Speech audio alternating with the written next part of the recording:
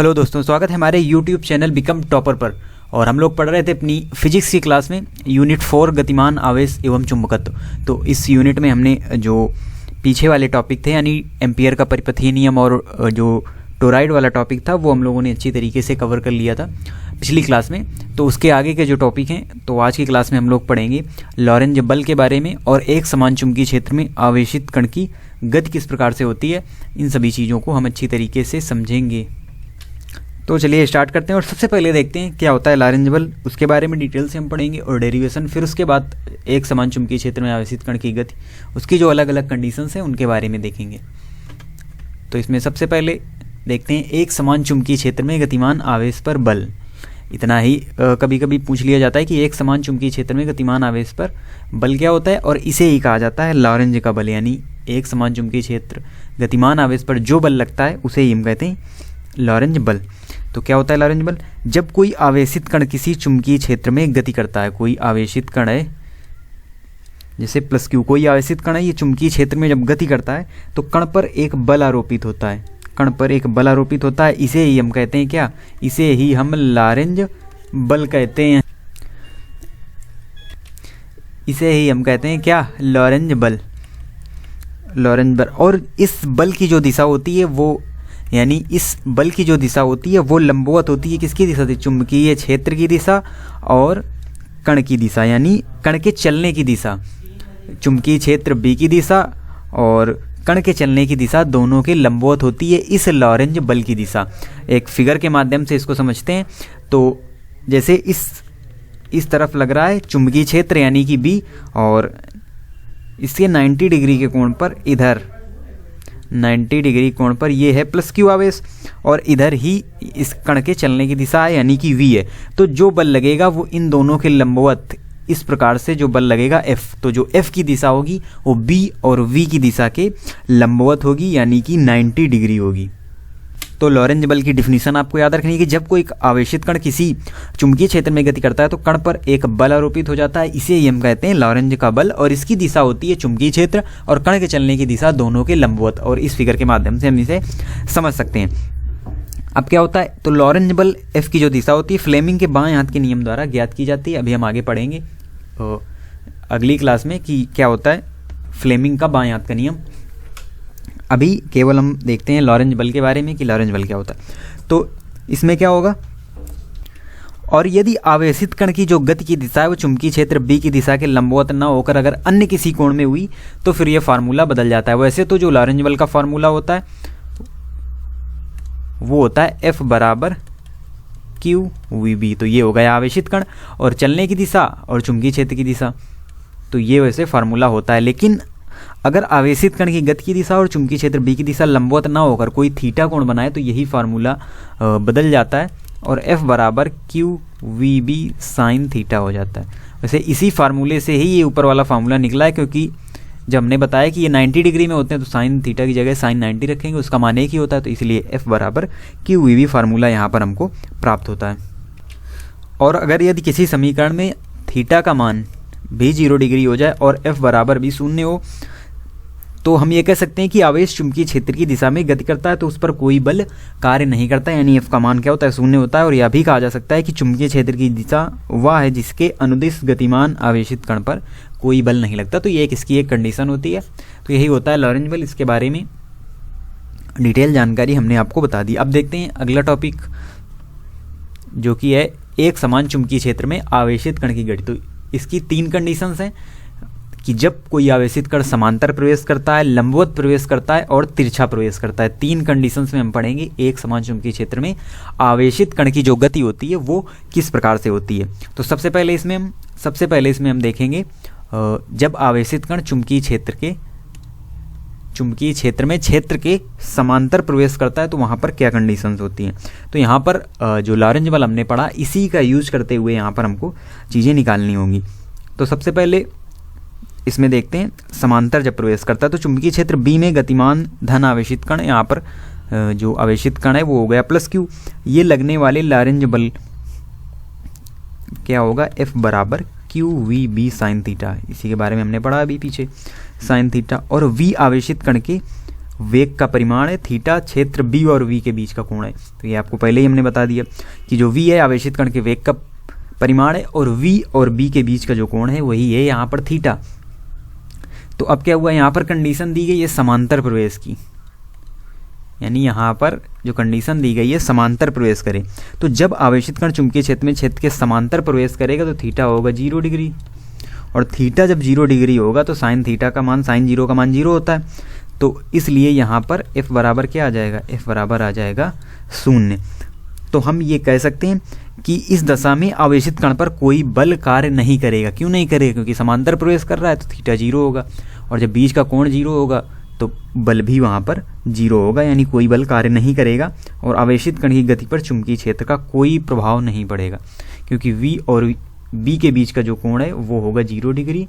तो v का b पर कोई भी प्रभाव नहीं पड़ेगा, नो इफेक्ट। और कण चुंबकीय क्षेत्र के समांतर ऋजुरेखीय पथ पर गति करेगा। यानी यहाँ से हमको क्या पता चला कि जो कण है वो ऋजुरेखीय पथ पर गति करेगा, और अलग अलग इसकी गतियाँ होती हैं अलग अलग प्रवेश पर। देखिए यहाँ पर समांतर प्रवेश कर रहा है, कोई आवेशित कण चुंबकीय क्षेत्र में क्षेत्र के समांतर प्रवेश कर रहा है, तो जो कण की गति होगी यानी चुंबकीय क्षेत्र के समांतर कण ऋजुरेखीय पथ पर गति करेगा। अभी जब ये लंबवत प्रवेश करेगा तो गति दूसरी टाइप से होगी, और जब तिरछा प्रवेश करेगा तो गति दूसरी टाइप से होगी। तो यहाँ पर आपको याद रखना है, जब कण समांतर प्रवेश करता है तो फिर कण की गति क्या होती है, ऋजुरेखीय पथ पर, चुंबकीय क्षेत्र के समांतर ऋजुरेखीय पथ पर गति करता है। तो ये पहली कंडीशन थी इसकी। अब हम देखते हैं इसकी दूसरी कंडीशन। तो इसमें जो अगली कंडीशन है वो है जब कण चुंबकीय क्षेत्र के लंबवत प्रवेश करे। तो अभी हमने पढ़ा समांतर प्रवेश करे तो वहाँ पर कोई बल कार्य नहीं करेगा, f बराबर 0। अब क्या है, अब जो कण है वो क्षेत्र के लंबवत प्रवेश करता है। तो जब कण क्षेत्र के लंबवत प्रवेश करता है तो यहाँ पर जो थीटा होगा वो थीटा होगा 90 डिग्री, जो कि अभी हम फार्मूले में रखेंगे। और यहाँ पर जो हम ये मान लेते हैं कि जो चुंबकीय क्षेत्र है वो कागज के तल के लंबवत नीचे की ओर है। तो हमने अभी बताया था पिछली क्लास में आपको कि किस प्रकार से कागज के तल के लंबवत नीचे की ओर और ऊपर की ओर जब हमने वहाँ पर चुंबकीय क्षेत्र निकालने के नियम पढ़े थे तो वहाँ पर हमने आपको बताया था इसको क्रॉस और डॉट से डिनोट किया जाता है। तो यहाँ पर हम इसे क्रॉस से डिनोट कर देंगे, जिसका मतलब ये है कि चुंबकीय क्षेत्र कागज के तल के लंबवत नीचे की ओर है। इस प्रकार से हम इसे डिनोट कर देंगे। अब क्या है कि हम यहाँ पर लगाएंगे लॉरेंज बल F बराबर q v B sine theta, और थीटा का मान 90 डिग्री है क्योंकि जो कण है वो क्षेत्र के लंबवत प्रवेश करता है, तो इसीलिए साइन थीटा बराबर हो जाएगा 1। तो ये आ गया F बराबर क्यू वी बी, ये यहाँ पर फॉर्मूला आ गया। अब क्या है कि बिंदु O पर बल कागज के तल में V के लंबवत ऊपर की ओर लगेगा। तो ये आप देख सकते हैं 3 बिंदु दिए हुए हैं O P Q, इसमें जो बल है वो ऊपर की ओर लग रहा है और उसके 90 डिग्री में ही उस कण के चलने की दिशा है। O पर, P पर और Q पर सभी जगह आप देख सकते हैं। O पर ऊपर की ओर, फिर P में अंदर की ओर, यानी एक वृत्तीय पथ में हमको यहाँ पर बल जो है वो देखने को मिल रहा है। तो यहाँ पर क्या होगा, इसके कारण कण के वेग का जो परिमाण है वो नहीं बदलता, केवल दिशा बदलती रहती है। तो आप देख सकते हैं कण के वेग की जो है वो दिशा बदल रही है जबकि परिमाण नहीं बदल रहा है। और अन्य बिंदु जो दिए हुए हैं PQ, उसमें भी बल F और V की जो दिशाएं हैं वो चित्रानुसार आप देख ही रहे हैं, इसी प्रकार से होगी और इनके भी परिमाण नहीं बदलेंगे। तो हम ये कह सकते हैं कि कण एक ऐसे बल के प्रभाव में गतिमान है जिसका परिमाण नियत है, यानी परिमाण नहीं बदल रहा है, केवल दिशा ही यहाँ पर बदल रही है। दिशा का ही यहाँ पर केवल परिवर्तन हो रहा है और सदैव वेग की दिशा के लंबवत रहती है। जो दिशा होती है बल की दिशा वो सदैव वेग की दिशा के लंबवत रहती है। आप तीनों बिंदुओं पर ये चीज़ देख सकते हैं। यहाँ पर क्या जो परिमाण है वो नहीं बदलता, परिमाण नॉट चेंज, केवल यहाँ पर डायरेक्शन ही चेंज होती है, यानी दिशा ही चेंज हो रही है बिंदु O, P और Q पर। और यहाँ पर जो बल है, लगने वाला बल है, उस F की दिशा V की दिशा के लंबवत है सभी जगह। तो हम ये कह सकते हैं कि कण जो है वो नियत चाल V से एक वृत्ताकार पथ पर चलेगा। ये देखिए सर्कुलर पाथ पर ही ये चल रहा है और चुंबकीय बल F कण को वृत्ताकार मार्ग में घूमने के लिए एक आवश्यक अभिकेंद्र बल भी प्रदान करेगा। तो यहाँ पर एक अभिकेंद्र बल भी कार्य करेगा जो इस कण को एक वृत्ताकार पथ में एक सर्कुलर पाथ में यहाँ पर घुमाएगा। तो इसीलिए अभिकेंद्र बल का फॉर्मूला क्या होता है, F बराबर mv²/r। तो इस F की जगह इस F का मान रख देंगे, यानी हो जाएगा mv²/r बराबर qvb। अब यहाँ से एक v से एक v यहाँ पर कैंसिल हो जाएगा। तो यहाँ से जो r का मान आएगा, यानी कि r बराबर ये आ जाएगा mv/qb। तो ये यहाँ पर r का फार्मूला आया। तो इससे क्या स्पष्ट है कि जो वृत्ताकार पथ की त्रिज्या r है, जो r है वो अनुक्रमानुपाती है किसके, mv के। और mv क्या होता है, हम पहले भी पढ़ चुके हैं, p बराबर mv होता है, यानी कि r अनुक्रमानुपाती किसके, संवेग के होगी। तो यहाँ पर जो वृत्ताकार पथ की त्रिज्या है r, वो कण के संवेग के अनुक्रमानुपाती। और विशिष्ट आवेश क्या होता है, तो जो विशिष्ट आवेश होता है उसे हम कहते हैं q/m, यानी विशिष्ट आवेश होता है, यानी q/m को, यानी कि आवेश और द्रव्यमान के परिमाण को ही कहते हैं विशिष्ट आवेश।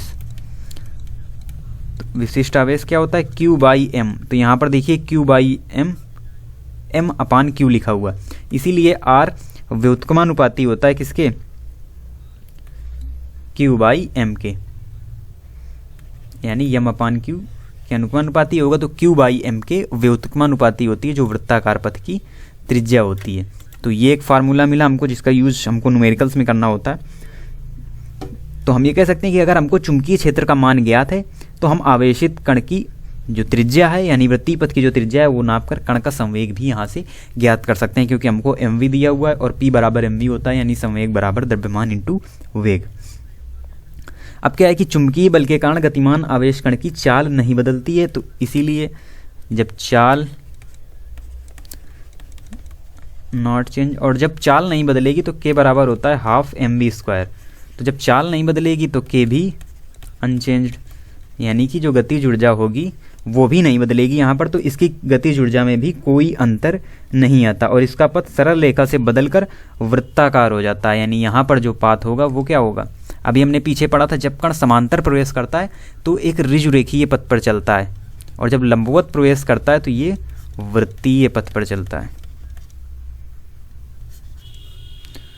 वृत्तीय पथ पर चलता है। तो ये चीज़ आपको याद रखनी है कि जब कण क्षेत्र के समांतर प्रवेश करता है तो वो ऋजुरेखीय पथ पर चलता है, और जब लंबवत प्रवेश करता है क्षेत्र के तो वो वृत्तीय पथ पर चलता है।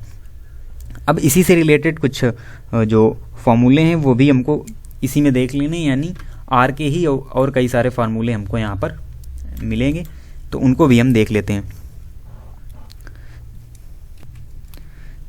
तो k बराबर, अभी हमने आपको बताया k बराबर होता है हाफ mv²।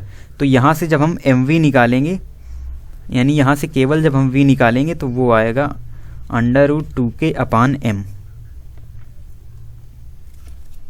और इसको जब हम ऊपर रखेंगे r बराबर mv/qb वाले में, तो यहाँ से r का एक नया फार्मूला हमको मिलेगा, जो कि होगा r बराबर √2mk/qb। यानी हम वृत्तीय पथ की त्रिज्या से गतिज ऊर्जा भी निकाल सकते हैं, और यानी और भी टर्म्स इसी से निकाल सकते हैं, क्योंकि इसी से फार्मूले जुड़ते हुए चले जाते हैं और फिर इसी से फार्मूले बनते हैं। तो इसी के साथ एक और फार्मूला होगा, r बराबर 1/b√2mv/q।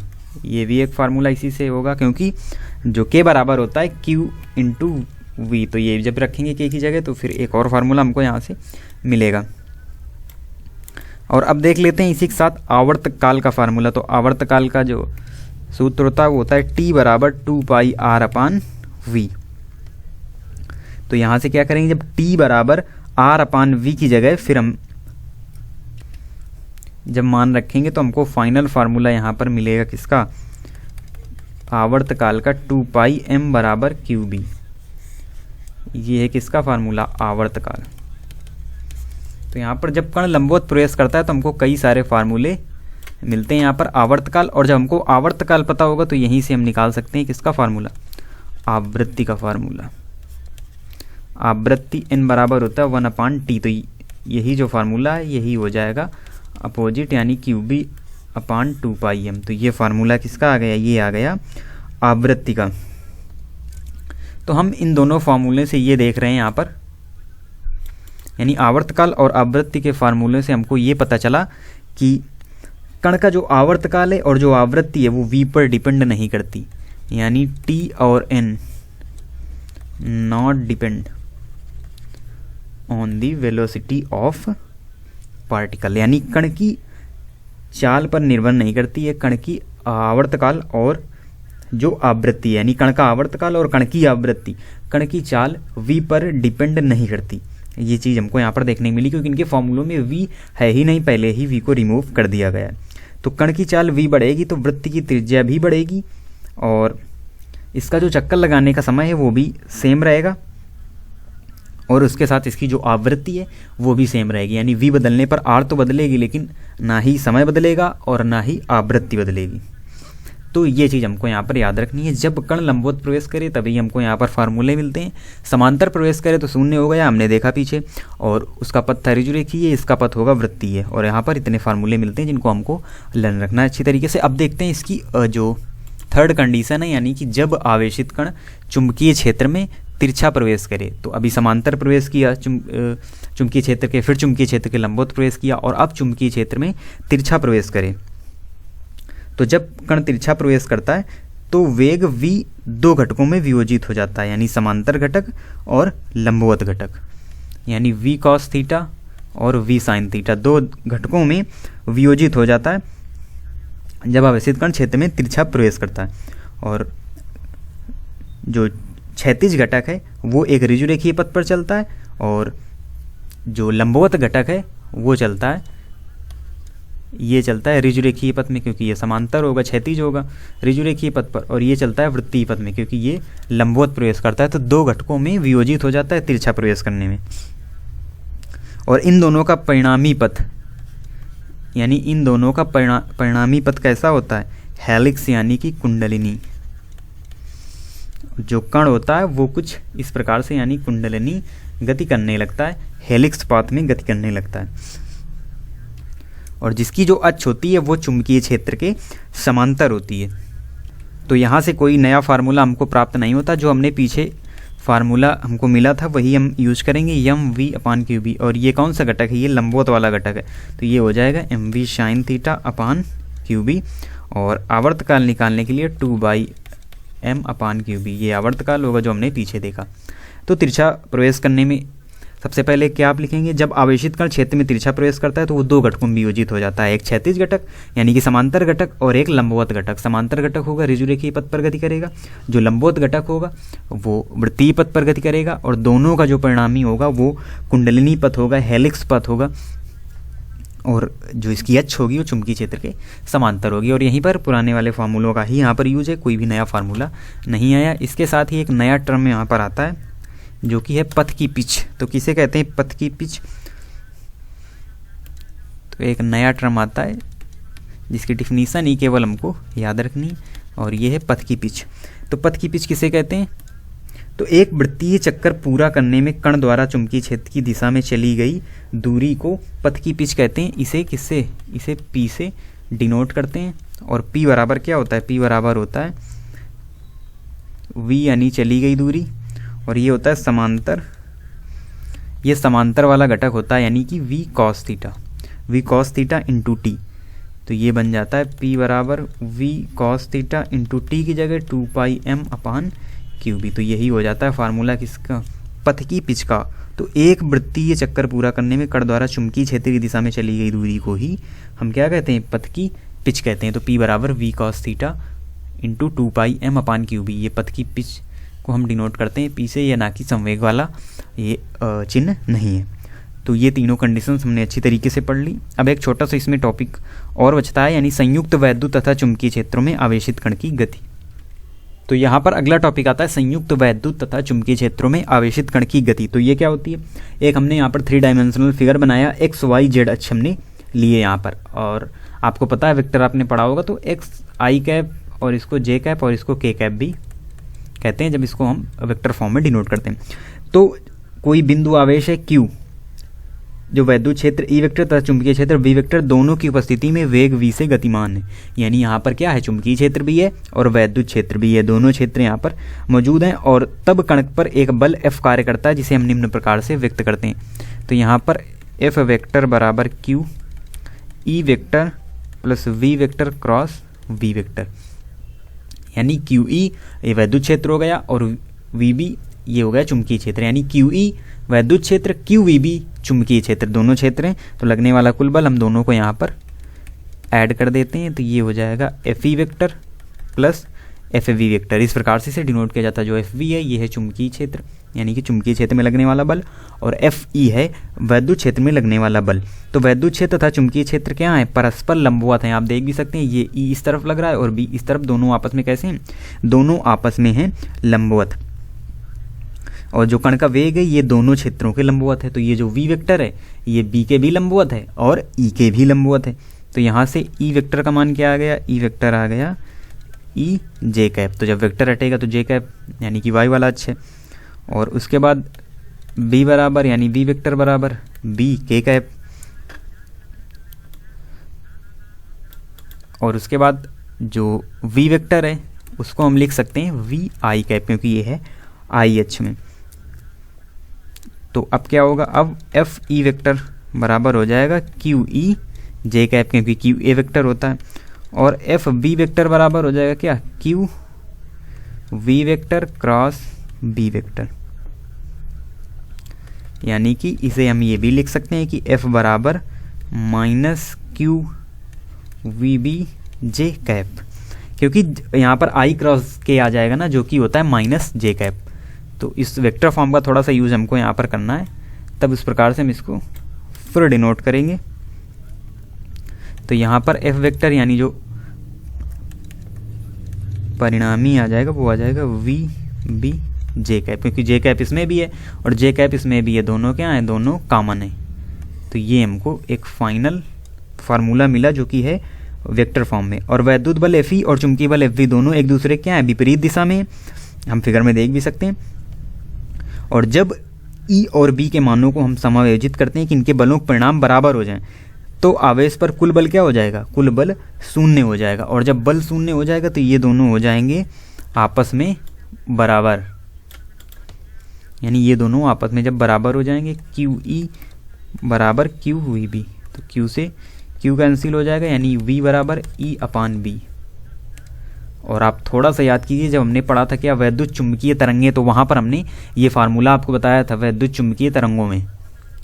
इलेक्ट्रोमैग्नेटिक वेव्स वाला जो हमने यूनिट पढ़ी थी, जो चैप्टर पढ़ा था, तो उसमें हमने डिस्कस किया था कि V बराबर क्या होता है, वैद्युत क्षेत्र अपान चुंबकीय क्षेत्र। तो ये फार्मूला यहीं से आता है।